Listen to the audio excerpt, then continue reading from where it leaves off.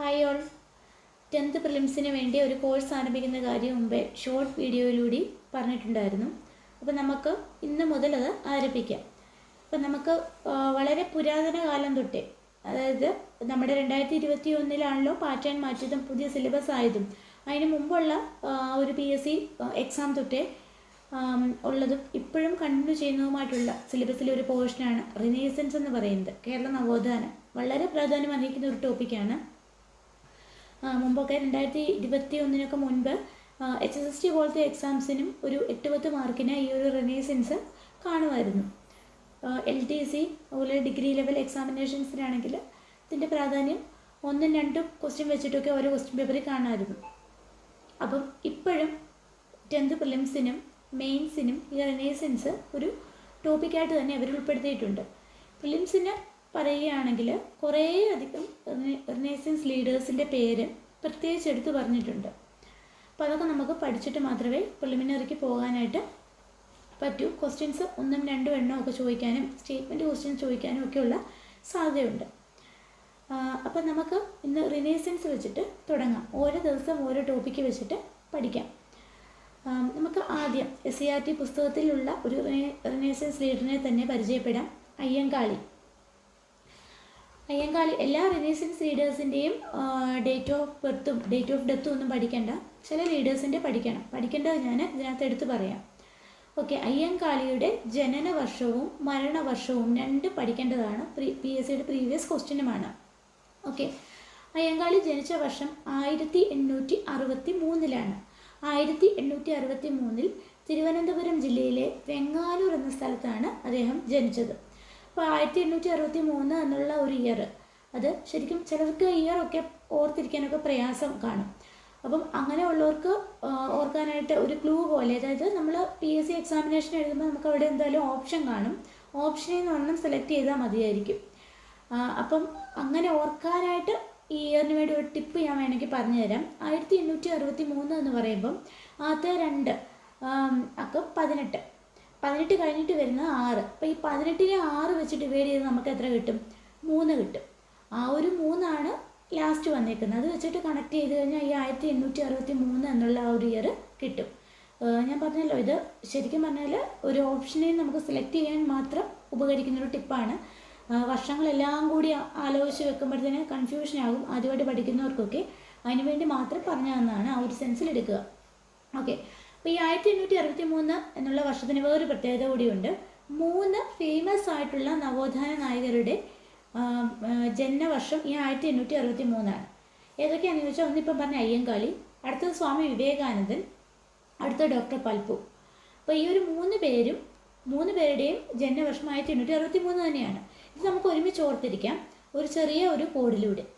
അയ്യോ സ്വാമി പല്ല് പോയല്ലോ എന്നൊരു കോഡ് ഓർത്ത് കഴിഞ്ഞാൽ നമുക്ക് ഈ ഒരു 3 പേരുടെ പേരും അതിൻ്റെ ഈ ഒരു ഇയർ തന്നെയാണെന്ന് ആലോചിക്കാനായിട്ട് പറ്റും. അയ്യോ സ്വാമി പല്ല് പോയല്ലോ എന്ന് ഓർത്ത് കഴിഞ്ഞാൽ, അയ്യോ എന്ന് പറഞ്ഞാൽ അയ്യങ്കാളി, സ്വാമി വിവേകാനന്ദൻ, പല്ല് ഡോക്ടർ പൽപ്പു. ഇത് 3 കൂടി ആലോചിച്ച് വെച്ച് കഴിഞ്ഞാൽ 1863 എന്നുള്ള വർഷമാണെന്ന് കിട്ടും. സെപ്പറേറ്റ് പഠിക്കേണ്ട. ഇയർ എപ്പോഴും പഠിക്കാനുള്ള ഒരു എളുപ്പ വഴി എന്ന് പറയുന്നത്, ഒരേ വർഷം വരുന്ന കുറേയധികം സംഭവങ്ങൾ നമ്മൾ PSCക്ക് പഠിക്കുന്നുണ്ടായിരിക്കും. ആ ഒരു സംഭവങ്ങളെല്ലാം ഒരുമിച്ച് എഴുതി വെക്കുകയാണ് ഇയർ ഓർത്തിരിക്കാനായിട്ടുള്ള ഒരു എളുപ്പ വഴി. അല്ലെങ്കിൽ ഭയങ്കര കൺഫ്യൂസിംഗ് ആയിട്ട് നമുക്ക് തോന്നും. എല്ലാവർക്കും ഈ ഒരു നമ്പേഴ്സ് ഓർത്തിരിക്കാനായിട്ട് അല്പസ്വല്പം പ്രയാസമാണ്. അപ്പം അതിങ്ങനത്തെ എന്തെങ്കിലുമൊക്കെ ടിപ്പ് യൂസ് ചെയ്താൽ മാത്രമേ ഈസി ആക്കാനായിട്ട് പറ്റത്തുള്ളൂ. അല്ലെങ്കിൽ എക്സാം ഹോളിൽ വെച്ചിട്ട് തീർച്ചയായിട്ടും കൺഫ്യൂഷൻ ആകാൻ സാധ്യതയുണ്ട്. അപ്പം അദ്ദേഹത്തിൻ്റെ ജന്മവർഷം 1863. തിരുവനന്തപുരം ജില്ലയിലെ വെങ്ങാനൂരാണ് ജനിച്ചത്. ജന്മഗ്രഹത്തിൻ്റെ പേര് പ്ലാവത്തറ വീട് എന്നാണ്. പ്ലാവത്തറ വീട്. ഓക്കെ, മരണവർഷവും ഇമ്പോർട്ടൻ്റ് ആണ്. 1941 അയ്യങ്കാളി മരണമടഞ്ഞത്. അപ്പോൾ അത് വേണമെങ്കിൽ അയ്യങ്കാളിയൊക്കെ സ്വാതന്ത്ര്യ സമരത്തിന് വേണ്ടി കുറേ വർക്ക് ചെയ്ത ഒരു നേതാവാണ്. അപ്പോൾ അങ്ങനെ വെച്ച് തന്നെ നമുക്ക് ആലോചിക്കാം, സ്വാതന്ത്ര്യം കിട്ടിയത് 1947. അതിന് 6 വർഷം മുമ്പാണ് അദ്ദേഹം മരിച്ചതെന്ന് വേണമെങ്കിൽ ഓർത്തിരിക്കുകയാണെന്നുണ്ടെങ്കിൽ ഈ 1941 എന്നുള്ള ഇയർ കിട്ടും. ഇയർ ഓർക്കാൻ പ്രയാസമുള്ളവർക്കാണ് പറയുന്നത്. ഓക്കെ, അപ്പോൾ ഇത്രയുമാണ് ആ ഒരു ജനനമരണ ഡീറ്റെയിൽസ്. ഇനിയും അദ്ദേഹത്തിൻ്റെ പ്രവർത്തന മണ്ഡലങ്ങളിലോട്ട് നമുക്ക് കടക്കാം. അദ്ദേഹം ഒരുപാട് കാര്യങ്ങൾ അധസ്ഥിത വിഭാഗത്തിൻ്റെ പുലയ വിഭാഗത്തിൻ്റെ ക്ഷേമത്തിന് വേണ്ടി പ്രവർത്തിച്ച നേതാവാണ് അദ്ദേഹം. അപ്പോൾ ഏത് വിഭാഗത്തിന് വേണ്ടിയാണ് പ്രവർത്തിച്ചതെന്ന് ചിലപ്പം ചോദിക്കാൻ സാധ്യതയുണ്ട്. ഓരോ നവോത്ഥാന നായകരും പ്രത്യേകം പ്രവൃത്തി മണ്ഡലങ്ങൾ അവർക്കുണ്ടായിരുന്നു. അപ്പം അദ്ദേഹം 1893 വില്ലുവണ്ടി യാത്ര നടത്തിയിട്ടുണ്ട്. വളരെ ഒരുപാട് തവണ യോജിച്ചിട്ടുള്ള ഒരു സൂപ്പർ ഹിറ്റ് PSCയുടെ ക്വസ്റ്റ്യനാണ് ഈ വില്ലുവണ്ടി യാത്ര എന്ന് പറയുന്നത്. വില്ലുവണ്ടി യാത്ര അദ്ദേഹം നടത്തിയത് വെങ്ങാനൂർ തൊട്ട് തിരുവനന്തപുരം വരെയാണ്. വില്ലുവണ്ടി യാത്ര എന്ന് പറഞ്ഞു കഴിഞ്ഞാൽ പണ്ടത്തെ കാലത്ത് മുൻ ജാതിയിലുള്ള ആൾക്കാർക്ക് മാത്രമേ പൊതുസ്ഥലത്ത് കൂടി യാത്ര ചെയ്യാനായിട്ടുള്ള അധികാരമൊക്കെ ഉണ്ടായിരുന്നുള്ളൂ. അവർ സഞ്ചരിച്ചുകൊണ്ടിരുന്ന വണ്ടിയാണ് ഈ വില്ലുവണ്ടി എന്ന് പറയുന്നത്. അപ്പം അതിനെയൊക്കെ വെല്ലുവിളിച്ചുകൊണ്ട് അയ്യങ്കാളി 1893 വില്ലുവണ്ടിയിൽ കയറി 2 കാളയൊക്കെ വെച്ച് ഈ ഒരു പൊതുനിരത്തിലൂടി വണ്ടി ഓടിച്ചെന്നാണ് പറയപ്പെടുന്നത്. അതിനെയാണ് വില്ലുവണ്ടി യാത്ര എന്ന് പറയുന്നത്. അപ്പം അതിനെതിരെ പിന്നെ ഈ മേലാളന്മാർ വന്ന് അവരുടെ ഗുണ്ടകളൊക്കെ വന്ന് ആക്രമിക്കാൻ തുടങ്ങുകയും അയ്യങ്കാളി അതിനെ എതിർക്കുകയൊക്കെ ചെയ്തു. ആ ഒരു സംഭവമാണ് വില്ലുവണ്ടി യാത്ര എന്ന് പറയുന്നത്. സംഭവം എന്താണെന്ന് പഠിക്കേണ്ട, പക്ഷേ അതിൻ്റെ ഇയർ ഇമ്പോർട്ടൻ്റ് ആണ്, 1893. അതുപോലെ 1904 അദ്ദേഹം അധസ്ഥിത വിഭാഗത്തിന് വേണ്ടി ഒരു സ്കൂള് തിരുവനന്തപുരത്ത് സ്ഥാപിച്ചിട്ടുണ്ട്. 1904 എന്നുള്ള ഇയറാണ് SCERT പുസ്തകത്തിൽ കിടക്കുന്നത്. അപ്പം നമ്മൾ ആ ഒരു വർഷമാണ് പഠിക്കേണ്ടത്. 1904 അദ്ദേഹം അധസ്ഥിത വിഭാഗത്തിന് വേണ്ടി ഒരു സ്കൂൾ സ്ഥാപിച്ചു. അതുപോലെ അദ്ദേഹം സാധുജന പരിപാലന സംഘം എന്ന് പറഞ്ഞ ഒരു സംഘടന 1907 സ്ഥാപിച്ചു. വർഷം വളരെ വളരെ ഇമ്പോർട്ടൻ്റ് ആയ വർഷങ്ങൾ മാത്രമേ ഞാനിതിൽ പറയുന്നുള്ളൂ. 1907 സാധുജന പരിപാലന സംഘം എന്ന് പറഞ്ഞ ഒരു സംഘടന അദ്ദേഹം ഈ ഒരു പുലയ വിഭാഗത്തിന് വേണ്ടി സ്ഥാപിച്ചിട്ടുണ്ട്. ഈ സാധുജന പരിപാലന സംഘത്തിൻ്റെ മുഖപത്രത്തിൻ്റെ പേരാണ്, ഓർത്തിരിക്കാൻ വളരെ എളുപ്പമാണ്, സാധുജന പരിപാലനി എന്നാണ് പേര്. സാധുജന പരിപാലനി. ഈ ഒരു സാധുജന പരിപാലന സംഘം പുലയ മഹാസഭ എന്ന് റീനെയിം ചെയ്തു 1938. 1938 ഒരുപാട് തവണ ചോദിച്ചിട്ടുള്ള ക്വസ്റ്റ്യനാണ്. 1907 സ്ഥാപിച്ച സാധുജന പരിപാലന സംഘം 1938 പുലയ മഹാസഭ എന്ന പേര് റീനെയിം ചെയ്തു എന്ന് ഓർക്കുക. അതുപോലെ തന്നെ ഈ സാധുജന പരിപാലനയുടെ പത്രാധിപർ ആരായിരുന്നു എന്ന് ചോദിച്ചിട്ടുണ്ട്. അയ്യങ്കാളി അല്ലായിരുന്നു, ചെമ്പത്തറ കാളിച്ചോതി കറുപ്പൻ എന്ന് പറഞ്ഞ ഒരാളാണ് ഈ സാധുജന പരിപാലനയുടെ പത്രാധിപർ, ചെമ്പത്തറ കാളിച്ചോതി കറുപ്പൻ. അങ്ങനെ ഇരിക്കെ 1911 ഈ അയ്യങ്കാളിയെ ശ്രീമൂലം പ്രജാസഭയിലേക്ക് നോമിനേറ്റ് ചെയ്തു. ആദ്യമായിട്ട് ഒരു അധസ്ഥിത വിഭാഗത്തിൽ നിന്നും ശ്രീമൂലം പ്രജാസഭയിലേക്ക് നോമിനേറ്റ് ചെയ്യപ്പെട്ട ആദ്യത്തെ ആളാണ് ഈ അയ്യങ്കാളി. 1911 ശ്രീമൂലം പ്രജാസഭയിലേക്ക് നോമിനേറ്റ് ചെയ്തത്. നീണ്ട 28 വർഷങ്ങൾ അദ്ദേഹം ഈ ശ്രീമൂലം പ്രജാസഭയിൽ അംഗമായി പ്രവർത്തിക്കുകയും ചെയ്തു. പിന്നെ 1912 അദ്ദേഹം നെടുമങ്ങാട് ചന്തലഹളയ്ക്ക് നേതൃത്വം നൽകി. നെടുമങ്ങാട് ചന്തലഹളയെ PSCയുടെ പ്രീവിയസ് ക്വസ്റ്റ്യനാണ്. നെടുമങ്ങാട് ചന്തലഹള എന്ന് പറഞ്ഞു കഴിഞ്ഞാൽ അധസ്ഥിത വിഭാഗത്തിൽപ്പെട്ട ആളുകൾക്ക് നെടുമങ്ങാട് ചന്തയിൽ പ്രവേശിക്കാനുള്ള അധികാരമില്ലായിരുന്നു. അതിനെതിരെ അയ്യങ്കാളി നടത്തിയ ഒരു സമരമാണ് നെടുമങ്ങാട് ചന്ത ലഹള 1912. 1912 അദ്ദേഹത്തെ സംബന്ധിച്ച് വേറെ ഒരു ഇമ്പോർട്ടൻ്റ് ആയിട്ടുള്ള ഇവൻറ്റും ഉണ്ട്. 1912 അയ്യങ്കാളിയും ശ്രീനാരായണ ഗുരുവും തമ്മിൽ കണ്ടുമുട്ടിയ സ്ഥലം ബാലരാമപുരമാണ്. 1912 അയ്യങ്കാളിയും ശ്രീനാരായണ ഗുരുവും തമ്മിൽ കണ്ടുമുട്ടിയത്. അപ്പം ഈ ഗുരുവിനെയൊക്കെ നമ്മൾ കാണുന്നത് ശരിക്കും പറഞ്ഞാൽ എന്താ പറയുക, തീർത്തും ബാലനായിട്ടുള്ള ഒരു പ്രായത്തിൽ വെച്ചിട്ടാണല്ലോ നമ്മൾ ഗുരുക്കന്മാരെ ആദ്യമായിട്ട് കാണുന്നത്. അങ്ങനെ വെച്ചിട്ട് നമ്മൾ ഈ ബാലരാമപുരം നമുക്ക് വേണമെങ്കിൽ കണക്ട് ചെയ്യാം. 1912 എന്ന് പറഞ്ഞ ഇയർ ഓർത്തിരിക്കുക. 1912 ശ്രീനാരായണ ഗുരു അയ്യങ്കാളിയും തമ്മിൽ കണ്ടുമുട്ടുന്നത്. അടുത്തത് അയ്യങ്കാളിയുടെ നേതൃത്വത്തിൽ നടന്ന ഒരു പ്രമുഖ സമരമാണ് കല്ലുമല സമരം, അല്ലെങ്കിൽ പെരുനാട് കലാപം എന്ന് പറയും.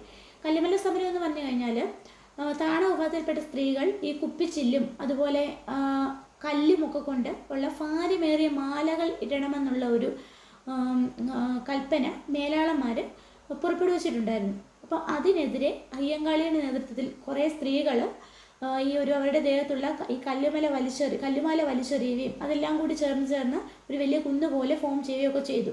അപ്പോൾ അത് കൊല്ലം ജില്ലയിലെ പെരുന്നാട് എന്ന സ്ഥലത്ത് വെച്ചിട്ടാണ് നടത്തിയത്. അതുകൊണ്ടാണ് ഇത് പെരുന്നാട് ലഹള എന്നും അറിയപ്പെടുന്നത്. 1915 എന്നുള്ള വർഷം ഓർത്തിരിക്കുക. 1915 കല്ലുമല സമരം അല്ലെങ്കിൽ പെരുന്നാട് എജിറ്റേഷൻ നടന്നത്. ഈ ഒരു 1915 തന്നെ മറ്റൊരു സമരത്തിനും അദ്ദേഹം നേതൃത്വം നൽകിയിട്ടുണ്ട്. ഊരൂട്ടമ്പലം ലഹള അല്ലെങ്കിൽ 90-ാം ആണ്ട് സമരം. അപ്പോൾ ശരിക്കും പറഞ്ഞാൽ 1915 എന്നാണ് നമ്മുടെ PSCക്ക് കൊടുത്തേക്കുന്ന ഉത്തരം, PSC നൽകിയിരിക്കുന്ന ഉത്തരം. പക്ഷേ ഇത് ശരിക്കും പറഞ്ഞാൽ ആരംഭിച്ചത് ഈ 1900 ആ ഒരു വർഷം, 1900 തൊട്ടിട്ട് തന്നെ ആരംഭിച്ച ഒരു അജിറ്റേഷനാണിത്. അതുകൊണ്ടാണ് 90-ാം ആണ്ട് ലഹള എന്നറിയപ്പെടുന്നത്. ശരിക്കും പറഞ്ഞാൽ അത് പിള്ളേരുടെ താണ ജാതിയിൽപ്പെട്ട കുട്ടികളുടെ സ്കൂൾ വിദ്യാഭ്യാസവുമായി ബന്ധപ്പെട്ട് അയ്യങ്കാളി തുടങ്ങി വെച്ച സമരമാണ്. അതിനെയൊക്കെ അനുബന്ധിച്ചിട്ടാണ് 1904 അദ്ദേഹം അധസ്ഥിത വിഭാഗർക്ക് വേണ്ടി മാത്രമായിട്ട് ഒരു സ്കൂൾ തിരുവനന്തപുരത്ത് സ്ഥാപിക്കുന്നതുമൊക്കെ. അപ്പം താണ ജാതിയിൽപ്പെട്ട കുട്ടികൾക്ക് സ്കൂൾ പ്രവേശനം മുൻ ജാതിയിൽപ്പെട്ടവരെ അനുവദിച്ചിരുന്നില്ല. അതിന് പ്രധാനപ്പെട്ട കാരണം നമുക്കറിയാം, നമ്മൾ വിദ്യാഭ്യാസം നേടിക്കഴിഞ്ഞാൽ അതിനനുസരിച്ച് അറിവാകും. അപ്പോൾ ഇവരുടെ ഈ ഒരു കൃഷിസ്ഥലങ്ങളിലും മറ്റും താണ വേലയ്ക്കും അല്ലെങ്കിൽ താണ കൂലിക്കും അല്ലെങ്കിൽ കൂലി കൊടുക്കാതെയും ഒന്നും പണിയെടുക്കാനായിട്ട് ഇങ്ങനെയുള്ള ആൾക്കാരെ കിട്ടുകയില്ല. അപ്പോൾ അതിനെതിരെ ജന്മിമാരൊരിക്കലും സമ്മതിച്ചിരുന്നില്ല താണ ജാതിയിൽപ്പെട്ട കുട്ടികൾ സ്കൂളിൽ പ്രവേശിക്കുന്നതിന്. അതിനെതിരെ നടന്ന സമരമാണ് 90-ാം ആണ്ട് ലഹള.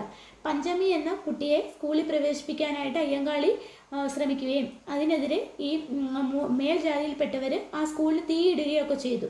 അപ്പോൾ ആ ഒരു അജിറ്റേഷനാണ് 90-ാം ആണ്ട് ലഹള എന്ന് അറിയപ്പെടുന്നത്. അപ്പോൾ അത്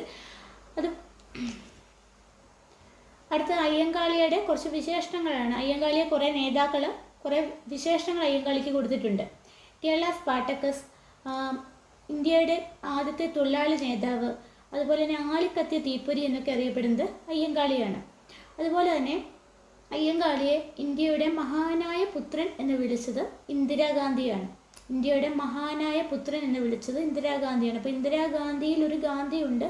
അപ്പോൾ മഹാനായ മഹാത്മാഗാന്ധി എന്നാണല്ലോ നമ്മൾ സാധാരണ പറയുന്നത്. അപ്പോൾ ആ ഒരു രീതി നമുക്ക് വേണമെങ്കിൽ ഓർത്തിരിക്കാം. അതുപോലെ തന്നെ പുലയരാജ എന്ന് വിളിച്ചത് ഗാന്ധിജിയാണ്. ഇത് തമ്മിൽ തെറ്റിപ്പോയത്. മഹാനായ പുത്രൻ എന്ന് വിളിച്ചത് ഇന്ദിരാഗാന്ധിയും പുലയരാജ എന്ന് അയ്യങ്കാളിയെ വിശേഷിപ്പിച്ചത് ഗാന്ധിജിയുമാണ്.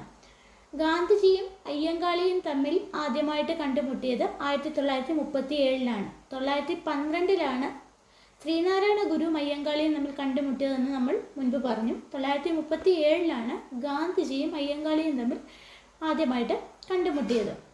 അതുപോലെ തന്നെ അയ്യങ്കാളിയെ ഇന്ത്യയിലെ ആദ്യത്തെ കമ്മ്യൂണിസ്റ്റുകാരൻ എന്ന് വിളിച്ചത് നമ്മുടെ EK നയനാറാണ്. നമ്മുടെ മുഖ്യമന്ത്രിയായിരുന്ന EK നയനാറാണ് ഇന്ത്യയിലെ ആദ്യത്തെ കമ്മ്യൂണിസ്റ്റുകാരൻ എന്ന് അയ്യങ്കാളിയെ വിശേഷിപ്പിച്ചത്. അയ്യങ്കാളിയുടെ ശവകുടീരം പാഞ്ചജന്യം എന്നാണ് അറിയപ്പെടുന്നത്. പാഞ്ചജന്യം എന്നാണ് അറിയപ്പെടുന്നത്. ശവകുടീരം പാഞ്ചജന്യമാണ്. എന്നാൽ അയ്യങ്കാളിയുടെ സ്മാരകം ചിത്രകൂടമാണ്.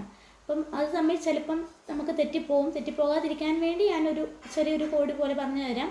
അപ്പം നമ്മൾ ചിത്രങ്ങളൊക്കെ വെക്കുന്നത്, അതായത് ഇപ്പം മരിച്ചുപോയ ആൾക്കാരുടെയൊക്കെ ചിത്രങ്ങളൊക്കെ നമ്മുടെ വീട്ടിലൊക്കെ വെക്കാറുണ്ടല്ലോ, അത് ഒരു സ്മാരകമായിട്ടല്ലേ നമ്മൾ വെക്കുന്നത്, ഒരു ഓർമ്മയ്ക്ക് വേണ്ടിയല്ലേ വെക്കുന്നത്. അപ്പം അങ്ങനെ ആലോചിച്ച് വെച്ച് കഴിഞ്ഞാൽ നമുക്ക് ചിത്രകൂടം കിട്ടും. പാഞ്ചജന്യം ശവകുടീരമാണ്. ഓക്കെ. അതുപോലെ കേരള പട്ടികജാതി വികസന വകുപ്പിൻ്റെ ഹെഡ്ക്വാർട്ടേഴ്സ് അയ്യങ്കാളി ഭവനാണ്. പട്ടികജാതി വികസന വകുപ്പിൻ്റെ ഹെഡ്ക്വാർട്ടേഴ്സ്, വികസന വകുപ്പ് അതിൻ്റെ ഹെഡ്ക്വാർട്ടേഴ്സ് അയ്യങ്കാളി ഭവനാണ്.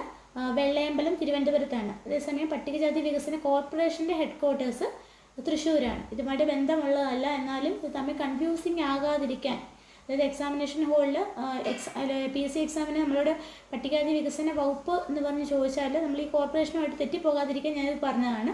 പട്ടികജാതി വികസന വകുപ്പിൻ്റെ ഹെഡ്ക്വാർട്ടേഴ്സ് അയ്യങ്കാളി ഭവൻ, വെള്ളയമ്പലം തിരുവനന്തപുരം. പട്ടികജാതി വികസന കോർപ്പറേഷൻ്റെ ആസ്ഥാനം തൃശ്ശൂരാണ്. അതുപോലെ അയ്യങ്കാളിയുടെ ഒരു പ്രതിമ അനാച്ഛാദനം ചെയ്ത 1980-ലാണ്. നമ്മുടെ മുൻ പ്രധാനമന്ത്രിയായിരുന്ന ഇന്ദിരാഗാന്ധിയാണ് അത് അനാച്ഛാദനം ചെയ്തത്. ആ ഒരു പ്രതിമ രൂപകൽപ്പന ചെയ്ത് ഇസ്രോ ഡേവിഡ് എന്ന് പറഞ്ഞ ആളാണ്. ഇന്ത്യ ഗവൺമെൻറ് അയ്യങ്കാളിയുടെ സ്മരണാർത്ഥം ഒരു സ്റ്റാമ്പ് പുറത്തിറക്കിയായിരുന്നു. 2002-ലാണ് ആ സ്റ്റാമ്പ് പുറത്തിറക്കിയത്. അതുപോലെ തന്നെ SCRT ഫാക്സിൽ പ്രധാനമായിട്ടും ഉള്ള SCRT ഫാക്സിൽ അതിൻ്റെ കൂടെ തന്നെ പറഞ്ഞു, ഞാനിതാ പുലയശിവനെ പ്രതിഷ്ഠിക്കുന്നു എന്ന് പറഞ്ഞ നവോത്ഥാന നായകൻ ആരാണ് എന്ന് SCRT കൊടുത്തിട്ടുണ്ട്. അത് അയ്യങ്കാളിയാണ്. ഞാനിതാ പുലയശിവനെ പ്രതിഷ്ഠിക്കുന്നു എന്നും പറഞ്ഞ് ശിവപ്രതിഷ്ഠ നടത്തിയത് അയ്യങ്കാളിയാണ്. അതുപോലെ തന്നെ ഞങ്ങളുടെ കുട്ടികളെ പഠിപ്പിച്ചില്ലെങ്കിൽ കാണായ പറമ്പെല്ലാം കുട്ടിപ്പുല്ലും ഒരുപ്പിക്കും എന്ന് പറഞ്ഞത് ഈ ഒരു അയ്യങ്കാളിയാണ്. അതായത് രണ്ട് കോഡ്സും ജസ്റ്റ് ഒന്ന് ഓർത്തിരിക്കണം. ഓക്കെ, ഇത്രയുമാണ് അയ്യങ്കാളിയെക്കുറിച്ച് PSC ഈയിടെ ചോദിച്ചതും പിന്നെ SCRT-യിലുള്ളതുമായിട്ടുള്ള ഫാക്ട്സ്. വേറൊരു ടോപ്പിക്കുമായിട്ട് അടുത്ത ക്ലാസ്സിൽ കാണാം. Thanks for watching.